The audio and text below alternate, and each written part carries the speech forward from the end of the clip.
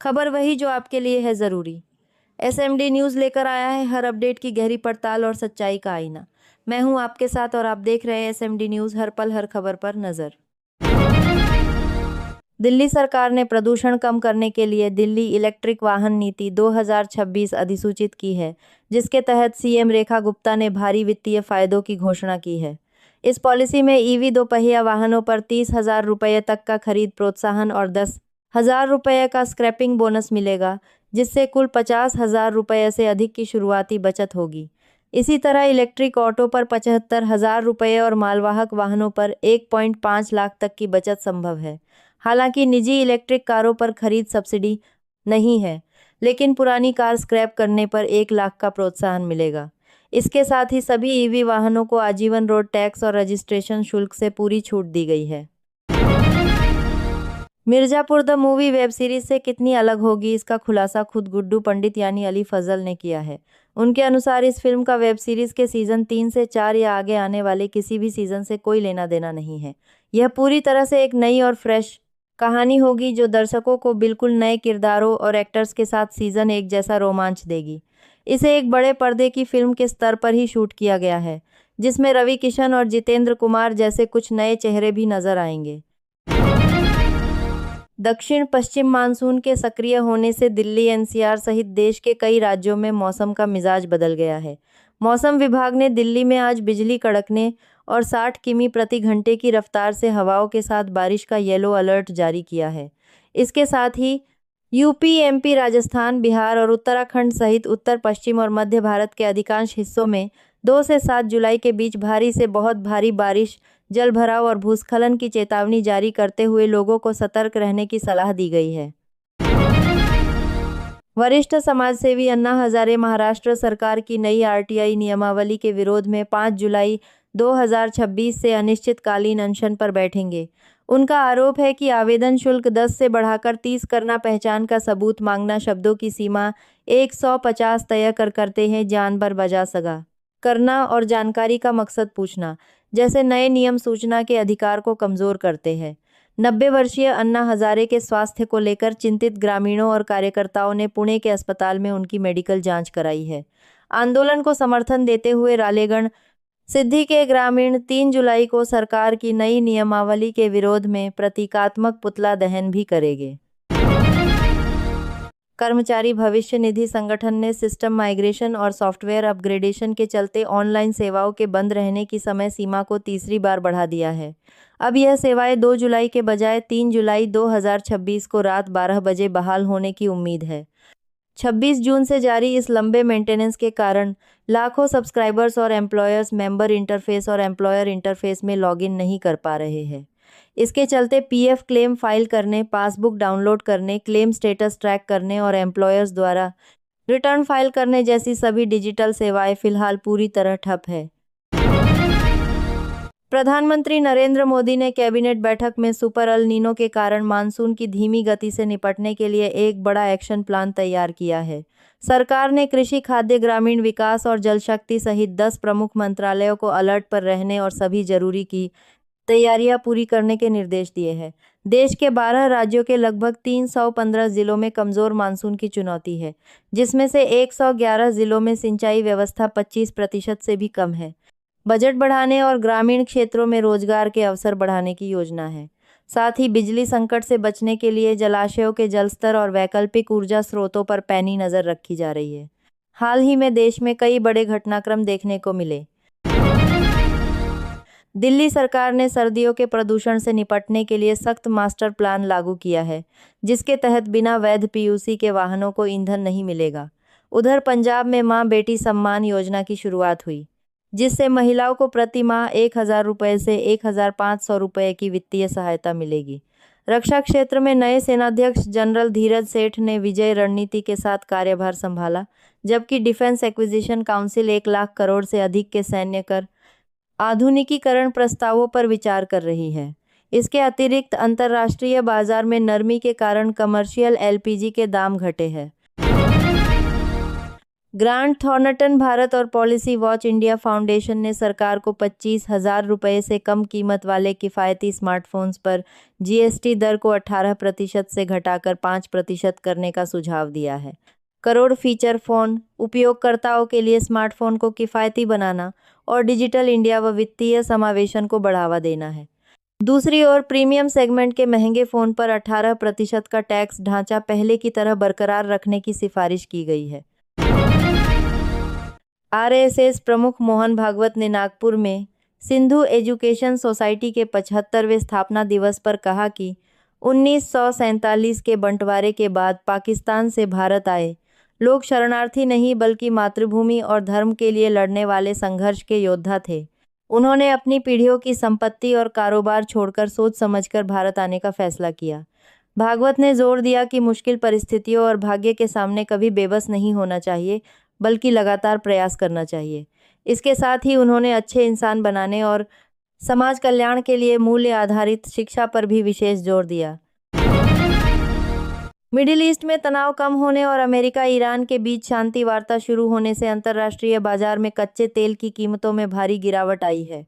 खाड़ी देशों का ब्रेंट क्रूड अपने 52 हफ्तों के उच्चतम स्तर $126 और 41 सेंट्स से करीब 45% टूटकर $70 और 13 सेंट्स प्रति बैरल पर आ गया है, जबकि अमेरिकी क्रूड भी 40% से अधिक गिरकर $67 और 72 सेंट्स पर आ चुका है। हॉर्मुज स्ट्रेट खुलने और बाजार में सकारात्मक माहौल बनने के बाद अब यह करकरा जाए। सवाल उठ रहा है कि भारतीय सरकारी तेल कंपनियां इस भारी कटौती का फायदा आम जनता को पेट्रोल डीजल की कीमतें घटाकर कब देना शुरू करेंगी। केंद्र सरकार ने व्हाट्सएप के आगामी यूजरनेम फीचर को लेकर पेरेंट कंपनी मेटा को नोटिस जारी कर 3 दिनों में जवाब मांगा है। सरकार ने समीक्षा पूरी होने तक इस फीचर की लॉन्चिंग पर रोक लगाने का निर्देश दिया है ताकि इसके सुरक्षा, पहचान और प्राइवेसी पर पड़ने वाले प्रभावों का आकलन किया जा सके। इस फीचर के तहत यूजर्स बिना मोबाइल नंबर साझा किए यूनिक यूजरनेम के जरिए दूसरों से जुड़ सकेंगे, लेकिन सरकार को आशंका है कि इससे फर्जी पहचान बनाकर धोखाधड़ी और मिस इन्फॉर्मेशन बढ़ सकती है। दिल्ली सरकार ने सर्दियों में वायु प्रदूषण से निपटने के लिए मास्टर प्लान अधिसूचित किया है, जो हर साल 1 नवंबर से 18 फरवरी तक लागू रहेगा। सीएम रेखा गुप्ता के अनुसार प्रदूषण नियंत्रण के लिए अब दिल्ली में बिना वैध पीयूसी के वाहनों को ईंधन नहीं है मिलेगा। साथ ही 1 नवंबर से 31 जनवरी तक बाहरी और BS6 से नीचे के वाहनों के प्रवेश पर रोक रहेगी। निर्माण व तोड़फोड़ की गतिविधियों पर प्रतिबंध होगा और सरकारी व निजी दफ्तरों के 50% कर्मचारी वर्क फ्रॉम होम करेंगे। आवर्स का ट्रैफिक कम करने के लिए दफ्तरों के समय में बदलाव किया गया है और सार्वजनिक परिवहन को बढ़ावा देने के लिए पार्किंग शुल्क दोगुना कर दिया जाएगा। जमीयत उलमा ए हिंद के अध्यक्ष मौलाना अरशद मदनी ने मतदाता सूची के विशेष गहन पुनरीक्षण पर गहरी चिंता जताते हुए इसे एनआरसी का नया रूप होने की आशंका जताई है। उनका आरोप है कि एसआईआर की आड़ में वास्तविक नागरिकों, विशेषकर मुस्लिमों को निशाना बनाकर उनके मताधिकार से वंचित करने की कोशिश की जा रही है। जैसे पश्चिम बंगाल में 27 लाख मतदाताओं को संदिग्ध बताया गया है। उन्होंने असम परिसीमन का हवाला देते हुए इसे मुस्लिम मतों को कमज़ोर करने का प्रयास बताया और नागरिकों को दस्तावेज तैयार रखकर सावधानी बरतने की सलाह दी। मौलाना मदनी ने जमीयत द्वारा कानूनी सहायता जारी रखने की बात कहते हुए उम्मीद जताई कि सुप्रीम कोर्ट इस मामले में संविधान और नागरिक अधिकारों की रक्षा करेगा। घरेलू सर्राफा बाजार में बुधवार को सोने चांदी की कीमतों में गिरावट का दौर जारी रहा।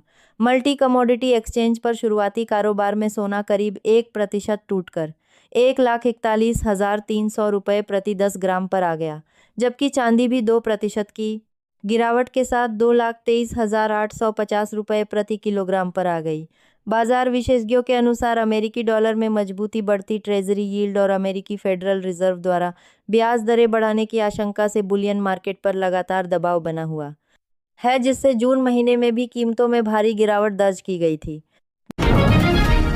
दिल्ली में आखिरकार 2 जुलाई को दक्षिण पश्चिम मानसून ने दस्तक दे दी है, जो अपने सामान्य समय से 5 दिन की देरी से पहुंचा है।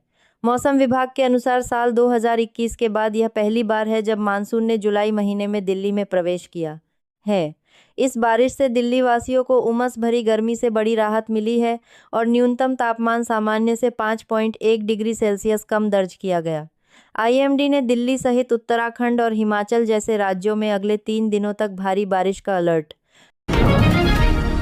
पंजाब के मुख्यमंत्री भगवंत मान ने धुरी में एक वेब लिंक लॉन्च कर मुख्यमंत्री मावाधिया सत्कार योजना का शुभारंभ किया है, जिसके तहत महिलाओं के बैंक खातों में सम्मान राशि ट्रांसफर की जानी शुरू हो गई है। केजरीवाल ने इसे पंजाब के लिए एक बड़ा दिन बताते हुए महिलाओं को बधाई दी और कहा कि इसके साथ ही पार्टी का आखिरी चुनावी वादा भी पूरा हो गया है। इस योजना के तहत सरकार ने जुलाई, अगस्त और सितंबर की 3 महीने की किस्त एक साथ जारी की है। वर्ग की महिलाओं को 3,000 रुपये और दलित महिलाओं को 4,500 रुपये दिए गए हैं। मुख्यमंत्री मान ने विरोधियों पर निशाना साधते हुए कहा कि यह राशि महिलाओं को आत्मनिर्भर और सम्मानित बनाएगी और यह योजना कभी बंद नहीं होगी। अंतर्राष्ट्रीय बाजार में दबाव कम होने और आपूर्ति सुधरने से इस महीने घरेलू एलपीजी सिलेंडर के दाम घटने के 5 बड़े संकेत मिल रहे हैं। पहला, ईरान अमेरिका युद्ध रुकने और हॉर्मुज स्ट्रेट खुलने से सप्लाई चेन बहाल हो गई है, जिससे आयात सस्ता होगा। दूसरा, 1 जुलाई से कमर्शियल गैस सिलेंडर के दाम 183.5 रुपये कम हुए हैं, जो वैश्विक बाजार में नरमी का संकेत है। तीसरा, भारत द्वारा अमेरिका से जून 2026 में रिकॉर्ड 10 लाख टन से अधिक एलपीजी का आयात किया गया है। चौथा, कतर से सुरक्षित और कम लागत में गैस आपूर्ति जारी है। और पांचवा, देश के करीब 1.5 करोड़ से अधिक परिवारों में इंडक्शन जैसे इलेक्ट्रिक कुकिंग उपकरणों का इस्तेमाल बढ़ने से एलपीजी पर निर्भरता कम हुई है। उत्तर प्रदेश के मुख्यमंत्री योगी आदित्यनाथ ने सहारनपुर में 613 रुपये करोड़ की विकास परियोजनाओं का लोकार्पण और शिलान्यास किया। इस दौरान उन्होंने समाजवादी पार्टी पर तीखा हमला बोलते हुए उसे महापुरुषों की जन्मजात विरोधी और जातिवाद फैलाने वाली पार्टी बताया। सीएम योगी ने कहा कि 2017 से पहले राज्य में दंगे, कर्फ्यू और कैराना जैसी जगहों से हिंदू पलायन आम बात थी, जिससे बेटियां और व्यापारी असुरक्षित थे। उन्होंने दावा किया कि डबल इंजन सरकार ने कानून व्यवस्था को मजबूत कर उपद्रवियों को सजा दिलाई है और अब उत्तर प्रदेश में दंगों की जगह विकास हो रहा है। तमिलनाडु के मुख्यमंत्री और अभिनेता थलापति विजय की बहुप्रतीक्षित फिल्म जननायकन की रिलीज को लेकर नया अपडेट सामने आया है। सेंसर बोर्ड से विवाद के कारण 9 जनवरी को टली यह फिल्म अब जुलाई के अंत या 7 अगस्त को सिनेमाघरों में आ सकती है। उम्मीद है कि फिल्म को इसी हफ्ते सीबीएफसी सर्टिफिकेट मिल जाएगा, जिसके बाद मेकर्स 16, 23 या 31 जुलाई की तारीखों पर विचार कर सकते हैं। हालांकि 7 अगस्त की रिलीज डेट सबसे मुफीद मानी जा रही है, क्योंकि उस दिन कोई अन्य बड़ी फिल्म नहीं है। 31वें सेना प्रमुख के रूप में कार्यभार संभालते ही जनरल धीरज सेठ ने भारतीय सेना को आधुनिक और हाईटेक बनाने के लिए विजय रणनीति की रूपरेखा पेश की है। इस रणनीतिक विजन के तहत 5 मुख्य प्राथमिकताओं पर जोर दिया गया है: विजिलेंस, इनोवेशन, जॉइंटनेस, आत्मनिर्भरता और योद्धा। जनरल सेठ ने देश के वीर शहीदों को श्रद्धांजलि देते हुए भरोसा दिलाया कि भारतीय सेना भविष्य के संघर्षों और हर चुनौती का सामना करने के लिए पूरी तरह तैयार है।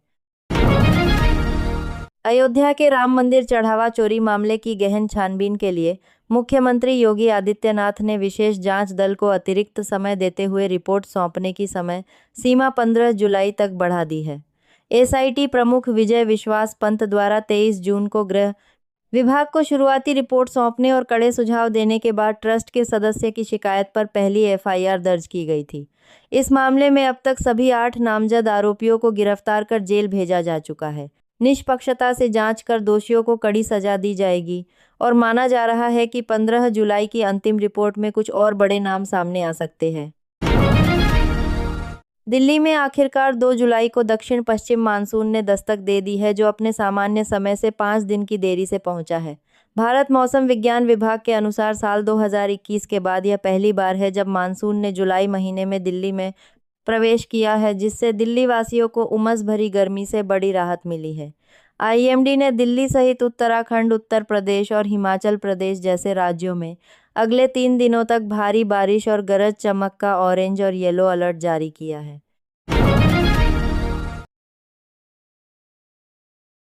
पंजाब सरकार ने मां बेटी सम्मान योजना की शुरुआत की है, जिसके तहत 40 लाख से अधिक पंजीकृत महिलाओं के खातों में 3 महीने की एकमुश्त किस्त भेजी जा रही है। मुख्यमंत्री भगवंत मान ने संगरूर के धुरी से योजना का शुभारंभ करते हुए वादा किया, योजना कभी बंद नहीं होगी और इसके लिए फंड की कोई कमी नहीं होने दी जाएगी। इस योजना के माध्यम से सामान्य वर्ग की महिलाओं को 1,000 रुपये प्रति माह और अनुसूचित जाति की महिलाओं को 1,500 रुपये प्रति माह का मानदेय सीधे उनके बैंक खातों में ट्रांसफर किया जाएगा। मुख्यमंत्री ने विरोधियों पर पलटवार करते हुए कहा कि गरीबी को करीब से देखने के कारण वे जानते हैं कि यह राशि महिलाओं के आत्मनिर्भर और सम्मानित जीवन के लिए कितनी महत्वपूर्ण है। उत्तर प्रदेश के बरेली जिले के हवाई यात्रियों के लिए एक बड़ी खुशखबरी है। बरेली एयरपोर्ट से नोएडा के जेवर इंटरनेशनल एयरपोर्ट के लिए सीधी हवाई सेवा सफलतापूर्वक शुरू हो गई है, जिसकी पहली उड़ान में इंडिगो की फ्लाइट से 49 यात्रियों ने सफ़र किया। इसके साथ ही गुरुवार से बरेली से दिल्ली के लिए भी डायरेक्ट फ्लाइट शुरू होने जा रही है। इस नई सेवा से व्यापार, शिक्षा और स्वास्थ्य के लिए दिल्ली एनसीआर आने जाने वाले लोगों का समय बचेगा और पूरे क्षेत्र के विकास को नई रफ्तार मिलेगी। रक्षा मंत्री राजनाथ सिंह की अगुवाई में कल शुक्रवार को डिफेंस एक्विजिशन काउंसिल की एक बेहद अहम बैठक होने जा रही है, जिसमें तीनों सेनाओं के लिए 1 लाख करोड़ से अधिक के खरीद प्रस्तावों पर मंथन होगा। इस बैठक में सैन्य आधुनिकीकरण और आत्मनिर्भरता को बढ़ावा देने के लिए एक्सेप्टेंस ऑफ नेसेसिटी को मंजूरी मिल सकती है। प्रस्तावों में भारतीय सेना के लिए K9 वज्रहोवित्जर तोप, कामिकेज ड्रोन और एक्टिव प्रोटेक्शन सिस्टम शामिल है। वहीं नौसेना के लिए heavyweight torpedo, unmanned surface vessel और वायुसेना के लिए हवा में ईंधन भरने वाले विमान व एडवांस्ड रडार सिस्टम पर विचार किया जाएगा, जिनके उत्पादन में BEL और BDL की मुख्य भूमिका होगी। जापान की पहली महिला प्रधानमंत्री सनाए ताकाइची अपनी पहली आधिकारिक भारत यात्रा पर दिल्ली पहुंची है, जहां राष्ट्रपति भवन में प्रधानमंत्री नरेंद्र मोदी ने उनका भव्य स्वागत किया। इस 3 दिवसीय दौरे के दौरान दोनों नेता 16वें भारत-जापान वार्षिक शिखर सम्मेलन में हिस्सा लेंगे, जिसका उद्देश्य दोनों देशों के बीच वैश्विक और रणनीतिक साझेदारी को नई ऊंचाइयों पर ले जाना है। सम्मेलन के बाद संयुक्त प्रेस कॉन्फ्रेंस में पीएम ताकाइची ने कहा कि वैश्विक अनिश्चितता के इस दौर में दोनों देशों को मिलकर और मजबूत बनना होगा। इस ऐतिहासिक बैठक में आर्थिक सुरक्षा, रक्षा तंत्र, सप्लाई चेन, नई तकनीक, निवेश और समुद्री सुरक्षा जैसे महत्वपूर्ण क्षेत्रों में सहयोग गहराने पर सहमति बनी है। साथ ही जापान का free and open Indo Pacific vision Bharat की महासागर पहल के साथ मिलकर काम करेगा।